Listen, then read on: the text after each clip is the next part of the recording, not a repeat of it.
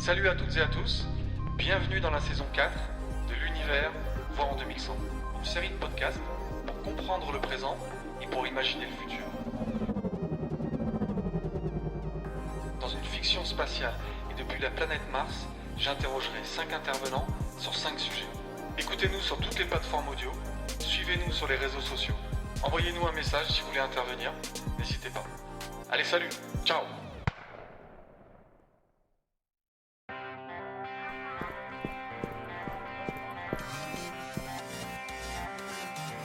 Allô, salut Jérôme. Là j'arrive, je suis devant la salle. Processing code. Là, je vais lancer la conférence. Access denied. À tout de suite. Access granted. Alors Jérôme Pierrat, journaliste, scénariste, documentariste et spécialiste du grand banditisme. Allez, je vais lancer la conférence sur le grand banditisme et imaginer le futur. Avec lui. Allez, je passe en vocodeur. Salut. Ah, super. Merci Jérôme, ça marche, c'est top. Et je suis très heureux de t'accueillir pour qu'on puisse parler de grand banditisme. Alors déjà pour le comprendre et aussi peut-être pour l'imaginer en 2100. Est-ce que Jérôme, tu pourrais te présenter, s'il te plaît ? Jérôme Pierrat, je suis journaliste, scénariste aussi. Je bosse principalement, je suis journaliste depuis bientôt 30 ans, avec une thématique de prédilection, on va dire le grand banditisme, le crime organisé, la mafia, tu l'appelles comme tu veux. Voilà, donc j'ai fait quelques livres, des documentaires, voilà. Je suis indépendant. Alors, ce qui est super et je suis vachement content, c'est que je suis ton travail depuis maintenant pas mal d'années. Et je suis très heureux, vraiment, je le répète, je suis vraiment très heureux que tu sois là, à distance en tout cas. Et alors, tu sais, Voiron est à côté de Grenoble, en Isère, et c'est une petite ville. Et je voulais savoir, dans un premier temps, si je te dis Grenoble et grand banditisme, est-ce que ça résonne pour toi ? Oui, ça match largement, puisque Grenoble est depuis assez longtemps une des places fortes du banditisme français. Sa cuvette, voilà, et une place forte violente aussi. On parle souvent de Marseille et de ses règlements de compte, mais à Grenoble, ils sont nombreux depuis très longtemps. Il y a eu pas mal de guerres de milieu, il y a eu des équipes, il y a eu les Corses, il y a eu ce qu'on appelle les Italo-Grenoblois, maintenant les garçons des quartiers. Voilà, il y a un continuum depuis assez longtemps, et à l'origine même, c'était dans les années 30, une ville de tricard, c'est-à-dire une ville réservée aux interdits de séjour de Lyon ou d'ailleurs, pour les écarter notamment du proxénétisme et de la prostitution, et pour qu'ils ne puissent pas exercer leur contrôle sur la prostitution. On les écartait des grandes villes. Donc ils avaient la peine d'interdiction de séjour, en argot on dit un tricard, la trique, et ils allaient notamment à Grenoble dans les années 20-30. Voilà, donc il y a toujours eu, c'est une ville populaire, une ancienne ville ouvrière, etc. Qu'il y a un milieu, il y a des milieux délinquants et criminels dans toutes les villes ou toutes les régions, mais disons qu'à Grenoble, il a particulièrement prospéré. Et il est violent parce que le gâteau à se partager n'est pas incroyablement grand. C'est un peu Grenoble, c'est un peu les frelons dans le tambour, quoi. Ça tape vite contre les montagnes autour. Donc, au bout d'un moment, voilà, il y a le gâteau, il faut que tout le monde ne pourra pas le manger. Donc, ça provoque voilà. Donc, c'est un peu comme voilà, c'est moins le cas à Paris, même s'il y a des règlements de compte qui sont moins visibles parce que c'est trop étendu. Il y a 10 millions d'habitants avec le Grand Paris, etc., etc. Et puis, il y a à manger pour tout le monde, si j'ose dire. Voilà, à Grenoble, particulièrement pour les stupes, voilà, c'est un marché qui se dispute. Et avant, ils se disputaient pour le proxénétisme, pour les machines à sous, pour le racket, voilà. D'accord, ouais, les frelons dans le tambour. Alors, tu as commencé à en parler, un peu de Lyon notamment. Si on imagine que Lyon est la grande sœur, Grenoble la petite sœur et Marseille, on va dire la cousine, comment se passent les affaires de famille entre ces trois villes ? Traditionnellement, effectivement, Lyon, alors Grenoble, ça marchait toujours avec Lyon, comme Lyon marchait aussi avec Saint-Étienne ou Valence dans la région. Grenoble, ça a toujours eu un milieu propre, hein. Il y a des gens qui avaient évidemment des relations avec le milieu lyonnais, etc. Après, on va en parler pour les stupes, parce que ça a un peu changé avec les années pour les stupes. Mais dans le milieu traditionnel, le milieu grenoblois, c'était un milieu à part entière, avec son business local, etc. Mais qui était affilié effectivement au milieu lyonnais. Ça formait une espèce de microcosme, voilà, plein de connaissances. D'accord. Et avant qu'on prenne de la hauteur, tu as fait beaucoup de choses, Jérôme. Tu as écrit pas mal de bouquins. Tu as fait aussi des documentaires qui sont légendaires. Tu as été précurseur en immersion du côté des voyous. J'ai vu aussi il y a quelque temps que tu avais traversé la Méditerranée entre le Maroc et l'Espagne avec des gangsters. Alors, est-ce que à certains moments tu as eu peur en immersion? Oh, ouais. Alors, j'essaye de faire en sorte de ne pas me retrouver dans des situations où je vais avoir peur. Voilà, parce que c'est pas forcément ce que je recherche dans la vie. Euh, donc, j'essaie de plus ou moins d'aller dans des trucs qui me semblent un peu cadrés ou un peu. Voilà, bon, c'est toujours olé olé, effectivement. Là, tu faisais allusion au go-face marin entre le Maroc et l'Espagne. Ah, évidemment, c'est toujours tendu. Si on se fait arrêter par les Marocains, journaliste, pas journaliste, on a une tonne de shit sur un bateau. Bon, voilà, c'est toujours compliqué. En Afrique, j'étais allé au Nigeria avec un camarade, là, voir les pirates du delta du Niger. Bon, là, on sent que les mecs, on peut moins on peut moins envisager ce qu'ils vont faire dans les 5 minutes, dans les 5 prochaines minutes. Non, mais voilà, on sent que ils sont bien défoncés, surarmés. Bon, voilà, là, ouais, même si on n'a pas été en danger, bon, tu te méfies un peu plus là. Tu sais pas trop comment ça peut tourner. Voilà, donc oui, il y a eu des.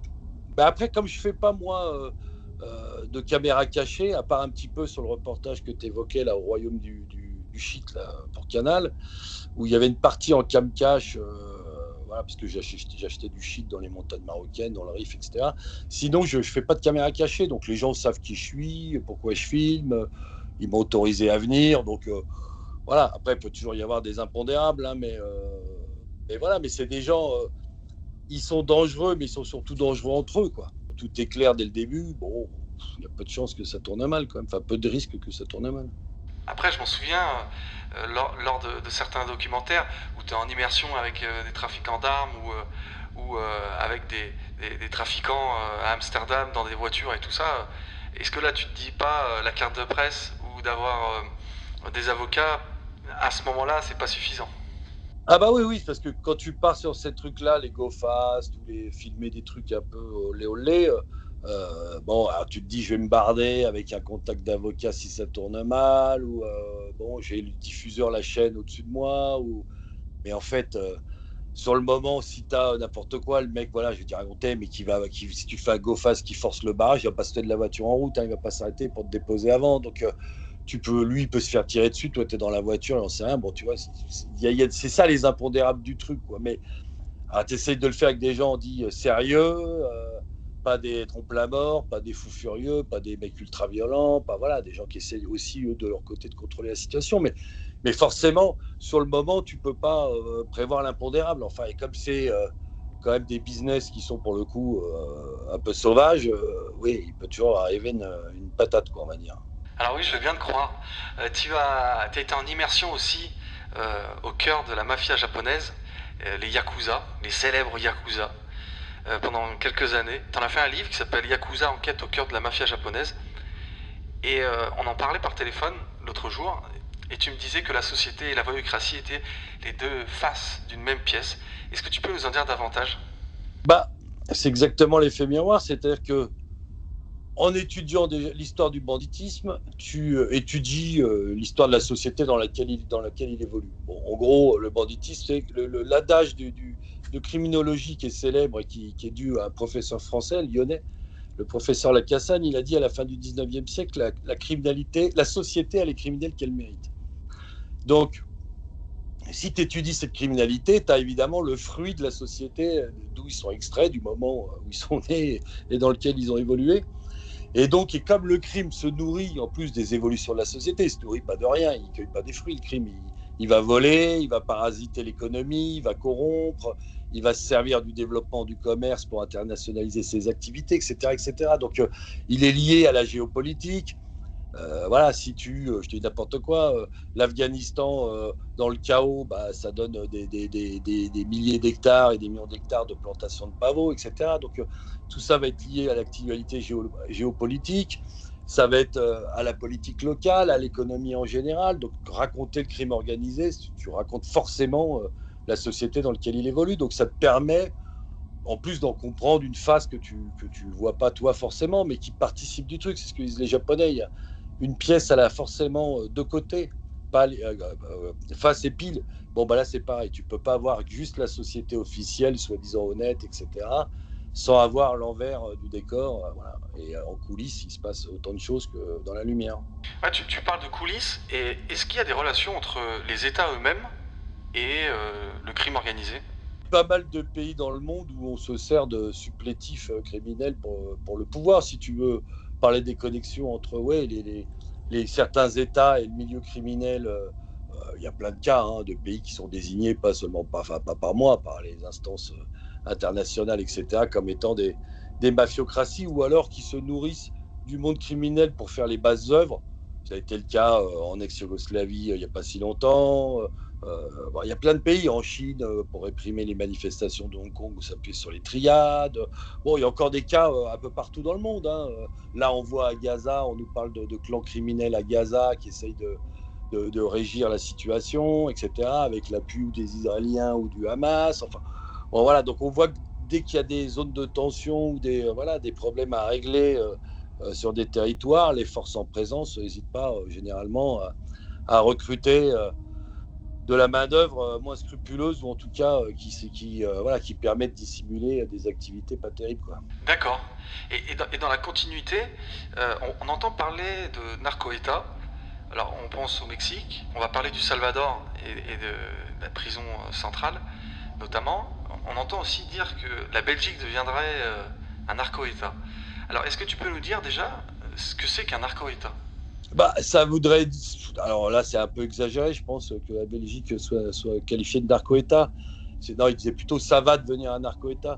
Si ça continue comme ça, bah, c'est quand le crime organisé et celui qui s'occupe particulièrement du trafic de stupéfiants a une telle puissance qu'il peut rivaliser avec l'État, ou le parasiter à un haut niveau par la corruption, ou le contraindre par la force, par sa richesse, etc. Donc là, voilà, tu peux basculer dans un narco-État, c'est-à-dire un pays qui n'est plus dirigé par je sais pas, le vote de ses citoyens, etc., ou les représentants du peuple, mais par les forces occultes enrichies par le trafic de stupes, voilà, qui pénètrent les arcades de l'État, ou qui le font plier, ou qui le corrompent, etc., etc. Oui, tu parles de corruption. Je pensais à quelque chose que tu avais raconté dans une interview, à savoir comment pouvait fonctionner la corruption de personnalités politiques, notamment au Parlement européen. Tu avais effectivement parlé du crime organisé venant de la communauté rome, notamment. Est-ce que tu peux nous en parler? Alors déjà, de la criminalité de faible intensité, c'est-à-dire qui passe sous les radars. Donc tu as effectivement c'est un peu l'effet papillon. Tu as des délits qui paraissent pas, ou même voilà, alors le délit, c'est pas de mendier pour ces gens-là. Eux sont victimes des types qui les font mendier. Bon, voilà, pour des histoires de dettes, par exemple, là, pour le cas des Roms en Roumanie, c'est des gens qui s'endettent auprès de leur communauté, puis pour rembourser, on les envoie mendier ou se prostituer, ou sous la coupe de voyous locaux, Roms. Donc, ça qui paraît banal, cet argent-là, il va remonter au pays avec des multitudes de petits gains comme ça, mais qui vont être... Il y a des gens qui vont contrôler des centaines de mendiants dans plusieurs pays, etc. Enfin, des gens, des équipes, des familles. Cet argent qui a l'air... on dit, c'est l'argent de la mendicité. Oui, il revient au pays. Il enrichit de manière hallucinante certains criminels qui eux-mêmes vont pouvoir corrompre la classe politique de leur pays qui est lui-même dans l'Union européenne, donc il y a des votes, etc., etc. Donc voilà, c'est un exemple parmi tant d'autres où finalement même la petite criminalité comme ça qui a l'air banale, la petite délinquance de rue, ou des actes, pas banal parce que c'est quand même de la traite d'êtres humains, la mendicité forcée, etc. Mais ce que je veux dire, voilà, qui semble finalement n'est pas dans le trafic de stupes, les attaques de fourgons, les règlements de compte, etc. Cette basse intensité-là, qui est banalisée, finalement, elle peut avoir des conséquences assez graves. Voilà, par retour de bâton. Voilà, donc, enfin, voilà, c'est ça le principe aussi du crime organisé. Peu importe l'activité qu'il fait, voilà, cet argent, il le fait fructifier, il essaye de bâtir après des relations politiques ou pas, de corruption avec des fonctionnaires, de police, des douanes, j'en sais rien. Donc voilà, donc c'est ça le danger. Et si on continue sur la partie financement, est-ce qu'il y a un lien entre le crime organisé et le terrorisme? Tu t'aperçois que ça, c'est un peu pour l'instant, pas très bien documenté. Tu as des groupes armés qui pratiquent la criminalité eux-mêmes. C'est-à-dire qu'au bout d'un moment, tu t'aperçois que beaucoup des groupes armés dans le monde, de résistance, ou commencent à trafiquer pour acheter des armes.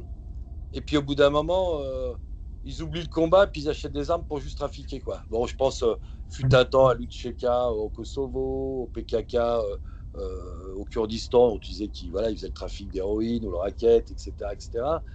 Ou les FARC en Colombie, ou d'autres groupes comme ça, paramilitaires, ou etc., qui, pour financer leur lutte clandestine, évidemment, font des activités illégales. Donc, mais après que les filières terroristes, par exemple islamistes en Europe, etc., les sources de financement, on voit peu de ponts en fait entre délinquance et attentats. Le pont que tu vois, c'est que les mecs qui font les attentats sont généralement des anciens délinquants. Oui, mais c'est des anciens délinquants qui ont mal réussi, qui ont raté dans la délinquance et qui sont passés à autre chose. C'est la différence. C'est pas des gens qui sont voyous et qui mettent leur crime au service d'un truc. Le mec qui est trafiquant de stupes, qui réussit, il en a rien à foutre d'aller donner son argent à Daesh ou à je sais pas quoi. Il fait trafiquant de stupes pour s'acheter des mercos et aller vivre à Dubaï. Il va pas s'emmerder avec ça. Et tomber sous les radars en plus, des instances dirigeantes, ça serait un peu plus grave que de vendre du shit. Donc non, ça c'est pareil. Il y a peu de cas, il n'y en a quasiment aucun. Il y a eu le gang de Roubaix, voilà. C'est quasiment le seul cas que tu peux sortir vraiment de concret. Et encore des gens qui se sont mis à la délinquance pour financer la cause, etc., etc. Mais tu vois, donc tu prends tous les profils, les Mohamed Nemouche, les Koulibaly, les Mohamed Merah, tous ces mecs. Oui, c'est des petits délinquants avant, qui n'ont jamais réussi dans la délinquance, et qui, au bout d'un moment, se sont radicalisés en prison et sont partis dans autre chose. Et qui ont profité de leur contact pour acheter une arme au quartier ou un machin comme ça. Mais en fait, c'est pas des équipes criminelles terroristes, quoi. D'accord. Tu as commencé à en parler, on va parler de prison, et notamment d'une prison qui est née il y a pas mal de temps au Salvador, le Secot, il me semble, une prison de haute sécurité, une très grosse prison. En France, il y a un projet, enfin plus qu'un projet maintenant, qui est de créer une prison propre pour mettre les 100 plus grands gangsters de France. Quel est ton avis là-dessus ? Si tu veux, au Salvador, oui, le gars, le président, il a nettoyé le pays en encore 3 ans. Alors effectivement, on est passé d'un des plus forts taux d'homicide au monde à quasiment plus rien, et maintenant on va pouvoir aller se faire bronzer sur les plages du Salvador. Bon, ça il l'a dit lui-même, c'est au prix d'une mise à l'écart de la démocratie pendant un certain temps, parce qu'évidemment, il y a des arrestations qui sont un peu à l'aveugle, arbitraires, pas vraiment de jugement, les conditions d'incarcération, etc. En France, on n'en est pas là. On en est à rétablir les quartiers de haute sécurité qui existaient déjà avant, qui avaient été supprimés dans les années 80, mais qu'on subsistait finalement sous le terme de quartier d'isolement, où il y a toujours eu des quartiers de haute sécurité, donc ça c'est pas vraiment nouveau. Là, on veut généraliser la mesure pour isoler des types, pour éviter qu'ils perpétuent d'autres crimes depuis leurs cellules qui les commandent, etc. Bon, sur le papier, tu te dis, oui, si ça peut éviter les meurtres, etc., bon, pourquoi pas. Après, le résultat, j'en doute un peu, parce que déjà, on nous parle de la prison, je la connais, parce que je visite, c'est à Vendin-le-Vieil, qui sont en train d'aménager, d'ailleurs, ils ont quasiment fini de l'aménager, là. J'y visite Redouane Faïd, moi, là-bas, donc, qui est déjà incarcéré là-bas, l'évadé, le double évadé, là-bas. Donc, je vois à peu près la tôle pour y aller de temps en temps. Donc le régime, ils vont être par 5, les mecs. Donc déjà leur histoire d'isolement total, par 5, ça va limiter. 5 mecs qui sont censés être dans les 100 plus gros à chaque fois. Donc ils vont sortir par 5 dans les promenades. T'es déjà avec 5 mecs. Donc là l'isolement total, si tu veux. En gros, quand j'en discutais avec certains gardiens de là-bas ou avec Redouane, ils disaient mais ils vont fabriquer un super cartel en fait. Parce que les mecs, c'est déjà soi-disant les plus gros ou les plus organisés ou les plus machins. Si tu les mets même que par 5, après il y en a qui ont des avocats communs. Il y a quand même les familles qui vont venir au parloir, même si les parloirs vont être sonorisés, etc. Bon, tu vois, tu peux toujours parler, tu lis sur les lèvres, etc. Donc bon, tu vois ce que je veux dire. En plus, c'est 1 an renouvelable, machin. Donc en plus, selon quels critères on va mettre qui c'est défini, là, ils sont en train de faire des listes, mais bon, voilà. Et puis, dernier point, donc je doute un peu de l'efficacité de la chose. Dernier point, tu vas mettre les 100 mecs au trou. Mais tu crois que leurs copains dehors avec qui ils travaillent, le mec qui est à l'intérieur, ok, il passe des ordres au téléphone, mais il y a des gens dehors, des associés, des équipiers, le mec il n'est pas tout seul pour faire son bise. Lui, quand bien même il pourrait plus leur téléphoner et faire son business, ils vont se dire, ah bah le patron il est au trou, on arrête le trafic de drogue. Bah non, les seconds couteaux vont se frotter les mains pour devenir premier couteau. Enfin, tu vois ce que je veux dire. Si tu fous El Chapo, il est à Florence ADX, là, la pire tôle américaine ultra sécurisée, là, machin. Donc aucun contact. Est-ce que le cartel du Sinaloa ou la drogue au Mexique s'est arrêté? Pablo Escobar a été mis hors circuit. Tu vois ce que je veux dire? Donc oui, ça ne veut pas dire qu'il faut rien faire, c'est pas ce que je veux dire, mais on va arrêter de nous présenter ça comme une recette miracle à la chose. Pour endiguer le trafic de stupes, il y aura toujours des mecs pour le faire dehors. Donc il vaut mieux lutter dehors. C'est quand même ça le principe, enfin le principal à faire, tu vois. C'est essayer de péter les réseaux dehors, à taper les mecs à l'étranger, etc. Que bon, ok, on va enfermer ces 100 là, et puis il y en aura 100 autres dans la minute, tu vois. Donc bon. Voilà. D'accord.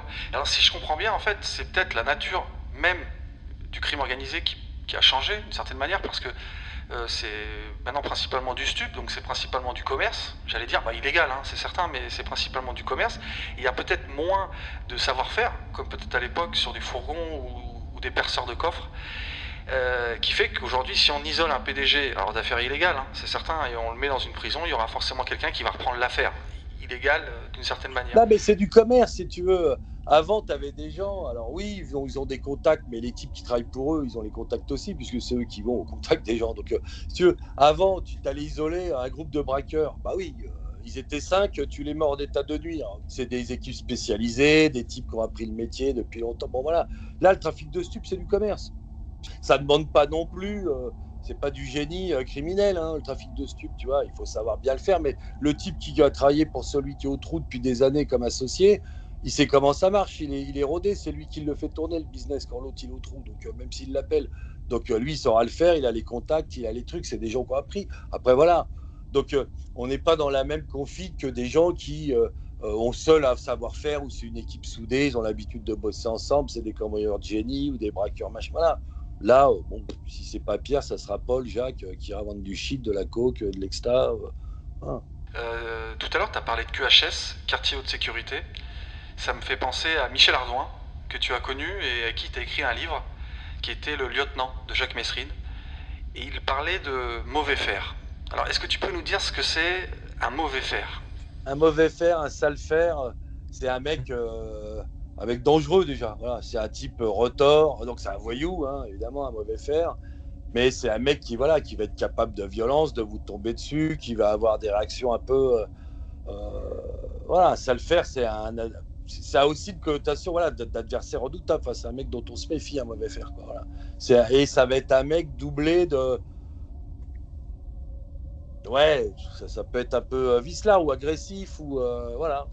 Alors la question que j'ai envie de te poser, c'est toi, est-ce que tu as un sale fer ou un mauvais fer?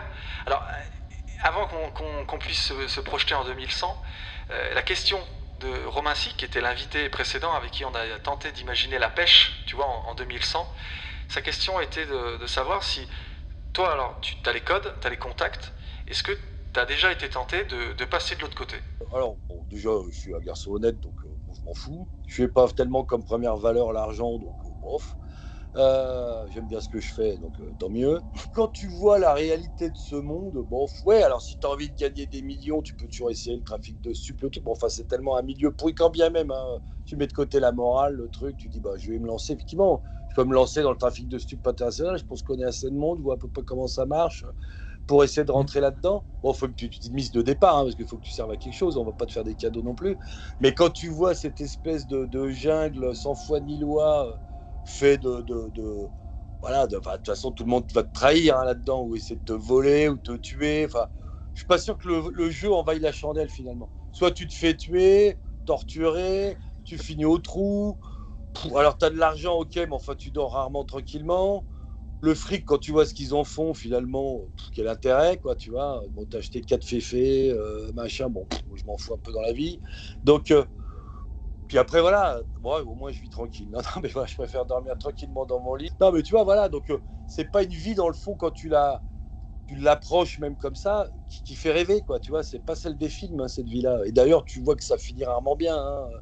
Il y a peu de mecs qui finissent dans leur lit, riches, sereins, sans avoir fait beaucoup de prison. Enfin, tu vois, soit tu as fait des années de placard, soit tu n'as plus une thune, soit tu retrous, soit tu es mort, soit. Voilà. On voit bien en plus dans les stupes, hein, tu vois, les mecs, c'est des étoiles filantes. Hein. Ça décanille quand même assez rapidement. Soit ils sont tués, soit ils commencent à être un peu à tout s'arrêter. Tu vois, c'est. Donc voilà, donc il y a un renouvellement perpétuel. Les carrières sont moins longues aujourd'hui. Ouais, j'imagine. Alors, on va passer à la projection, à savoir, question très simple, enfin, et à la fois très compliquée. Jérôme, comment tu vois le grand banditisme en 2100? Je le vois électronique et chimique. Ouais, bah, enfin oui, bah, de toute façon, comme l'argent va être dématérialisé quand même, j'imagine d'ici 2100 totalement. Bon, il y a déjà des arnaques aux crypto-monnaies, aux virements, à des braquages numériques, etc. Donc ça, je pense que ça va se multiplier. Toutes les arnaques via les réseaux, etc., etc., etc. Tu vas avoir, à mon avis, les drogues. Je pense qu'on va s'orienter de plus en plus vers des composants uniquement chimiques, tu vois. Donc, tu auras de la cocaïne peut-être de synthèse, du cannabis de synthèse et 1000 autres drogues qui surgissent tous les mois dans les laboratoires. Donc voilà, donc après, je pense qu'il y aura toujours de la criminalité, hein. Ça, c'est un truc qui est inhérent à la société humaine. Donc on ne va pas devenir tous honnêtes du jour au lendemain et de bons citoyens. Donc voilà, comme le crime va s'adapter à la société, oui, la société, bon, déjà, on a du mal à l'imaginer en 2100, donc c'est déjà un peu compliqué, si tu veux. Mais vu le chemin que ça prend, ouais, je ne vois pas d'autre chose que de la criminalité informatique et s'il y a évidemment des drogues plutôt chimiques, quoi. Ouais, tu parles de produits de synthèse, parce qu'on a parlé de réchauffement climatique avec pas mal d'invités, et est-ce que tu penses que ça a une incidence sur la culture, je sais pas, de coca et autres dans le monde? Et on pensait au riff tout à l'heure, on en parlait. Est-ce que tu penses que ça a une incidence? Pour l'instant, ils ont de l'eau, donc c'est surtout ça qu'il faut pour faire pousser du cannabis. Et dans le Rif, ils ont pas mal de sources et de rivières, donc ça les sauve pour l'instant. Mais oui, bah forcément, ça va sans doute avoir une incidence. C'est pour ça que je te dis, on pense déjà à faire, enfin, il y en a déjà de la cocaïne de synthèse uniquement, où il n'y a même plus la plante de base, la coca. Voilà, je pense qu'on va faire du shit de synthèse. Je pense qu'on pourra te reproduire à peu près toutes les molécules de manière artificielle. Plus toutes les drogues, effectivement, qui maintenant surgissent, enfin maintenant ça fait un moment, mais qui se développent quasiment tous les mois. On a de nouvelles qui apparaissent sur le marché pour contourner les législations, etc., qui sont uniquement des additions de molécules. Bon, bah ça, effectivement. Donc, je ne sais pas ce qu'on inhalera, je ne sais pas ce qu'on prendra, je ne sais pas ce qu'on boira, mais en tout cas, tu peux être sûr que les gens vont continuer de se droguer. Oui, ça, c'est sûr aussi. Et en termes de technologie et de rivalité entre les voyous et les unités de recherche, les policiers notamment, est-ce que tu penses que les voyous, ils ont toujours dans le futur une longueur d'avance? Ouais, parce que tant qu'ils ont de l'argent, bah, tu sais, les voyous, ils s'adaptent. Enfin, ils regardent la technologie. En plus, la technologie maintenant qui était dévolue traditionnellement aux forces de l'ordre, aux services de renseignement, à l'armée, etc., elle est totalement accessible. Enfin, accessible. Si tu as l'argent et les circuits, tu peux t'acheter un MC Catcher, tu peux t'acheter autant de balises que tu veux, des micros, des caméras, à peu près tout le matos qu'ont les forces de l'ordre. Donc, cette course technologique, oui. Alors là, il y a l'ADN, machin, mais les parades, je pense, seront trouvées. Les voyous, ils ont les mêmes ingénieurs tu vois, que ceux d'armée. Enfin, ce que je veux dire, c'est qu'il y a des mêmes compétences d'ingénieurs dans le civil que tu pourras corrompre, de gens qui trouvent, tu vois, la crypto-monnaie, tout le monde s'est mis dessus, le deepfake, l'intelligence artificielle. Voilà, c'est le principe du voyou, c'est d'avoir des antennes. Il a les antennes et il regarde les failles. Il regarde tout ce qui sort, tout ce qu'il peut exploiter, la législation, les nouvelles technologies, tout et n'importe quoi.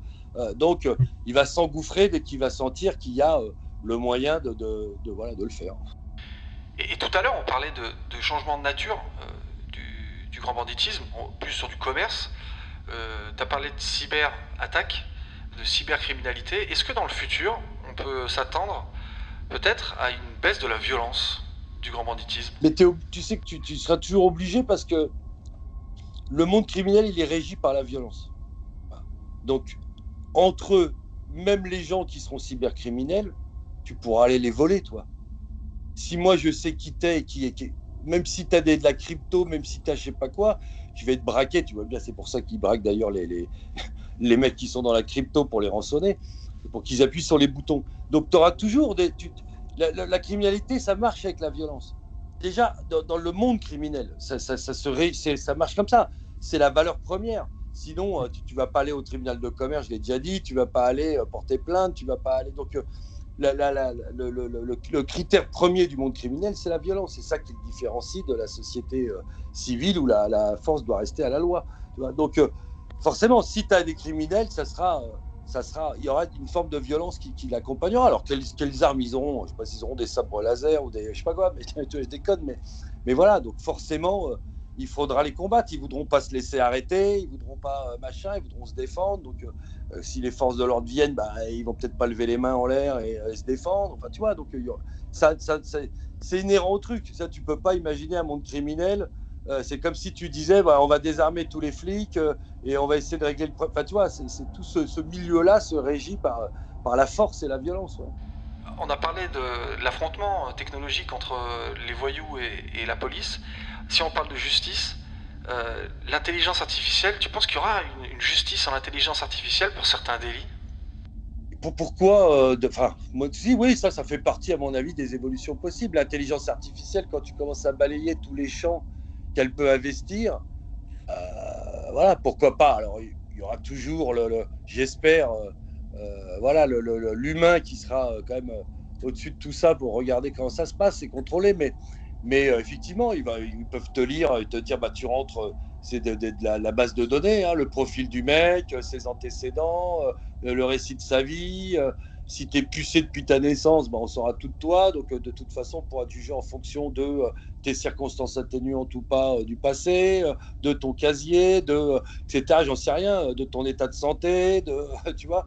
L'intelligence artificielle moulinera le truc et dira, toi, tu es dans la case, voilà, après avoir fait marcher l'algorithme, vu tous les 3000 paramètres rentrés te concernant, toi, c'est 10 piges, toi, c'est 2 ans, toi, pourquoi pas Ouais, et il y a quelque chose aussi, alors qui est un peu plus délicat, peut-être dans le futur, on parle de puces, on parle de, toujours un peu dans l'intelligence artificielle.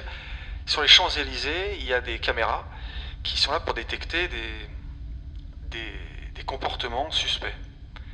Est-ce que dans le futur, alors c'est super délicat ce que je dis, mais ça pourrait arriver, on ne sait jamais, d'avoir des technologies qui peuvent être en prévention de crimes ou de délits, à savoir, je parle des puces par exemple, où tu vois, avoir un niveau de stress ou détecter de manière chimique ou autre des phénomènes qui vont amener à la violence, qui vont amener à commettre un délit.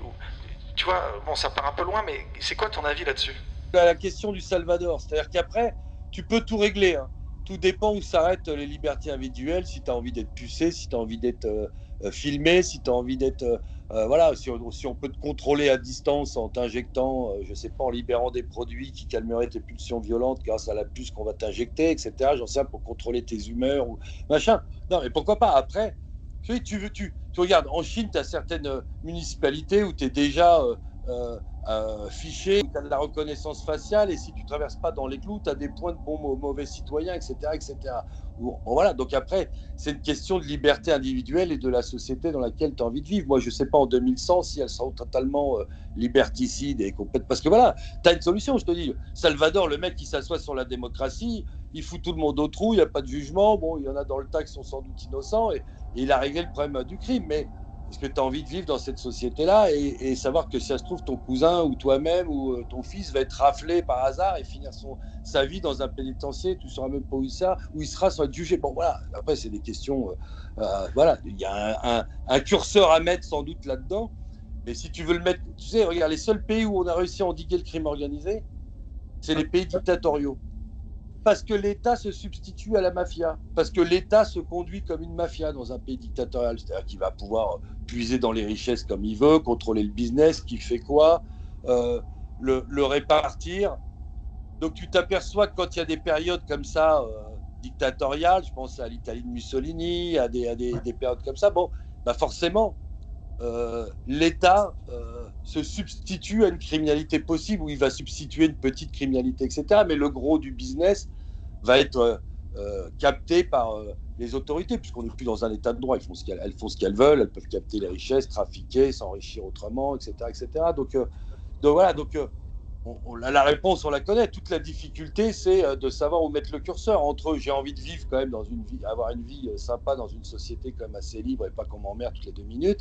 Et en contrepartie, voilà, jusqu'où je peux pousser le curseur de la sécurité pour avoir cette tranquillité, au détriment peut-être de mes libertés, voilà, parce que ça veut dire qu'on va te contrôler dans à peu près tout ce que tu peux faire, etc.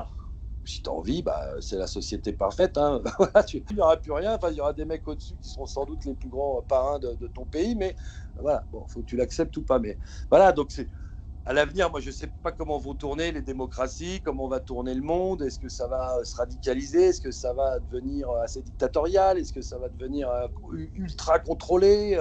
Est-ce que, voilà, tu vois, bon, on peut le penser, hein. Après, je te dis, je te dis pas que c'est bien, c'est mal. Bon, la dictature, je suis quand même pas trop pour, mais tu vois, il y a que utilise la force plus ou moins mesurée, voire démesurée, que tu peux voilà, éradiquer ou faire semblant de tout éradiquer, quoi.